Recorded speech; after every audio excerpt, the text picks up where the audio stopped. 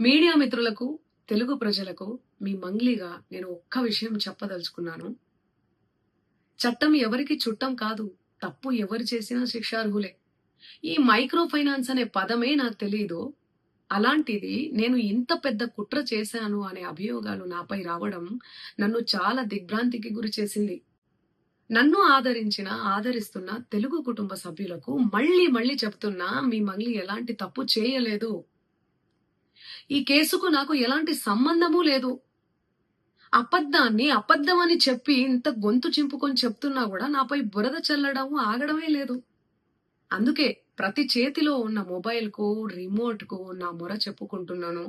చట్టాన్ని గౌరవించే పౌరురాలిగా బాధితులకు న్యాయం జరిగేందుకు, దర్యాప్తు అధికారులకు సహకరించేందుకు నేను సిద్ధంగా ఉన్నానని మీకు విజ్ఞప్తి చేసుకుంటున్నాను. మంగ్లీ ఎలాంటి తప్పు చేయలేదు, చేయదు కూడా. ఈ మైక్రో ఫైనాన్స్ కేసు చీటింగ్ కంపెనీకి డబ్బులు వసూలు చేసిన వివాదంలో నాకు ఎలాంటి సంబంధం కూడా లేదు. మధు నాయక్‌ను మా కమ్యూనిటీ ప్రోగ్రాంలో భాగంగా నన్ను, నా తమ్ముడు శివను కలిసిన మాట వాస్తవమే. కానీ అతను చేసే వ్యాపార వ్యవహారాలు, అతని వ్యక్తిగత జీవితానికి సంబంధించినటువంటి సమాచారంపై నాకు ఎలాంటి అవగాహన లేదు. ఈ కేసు విషయం నా దృష్టికి వచ్చిన వెంటనే నేనే స్వయంగా వెళ్లి అడ్వకేట్ సుబ్బారావుతో పాటు రమావత్ మధుపై పోలీసులకు ఫిర్యాదు చేసిన. తప్పు చేసిన రమావత్ మధు అండ్ గ్యాంగ్ పై ఖచ్చితంగా చర్యలు తీసుకోవాల్సిందే. బాధితులకు న్యాయం చేయాల్సిందే.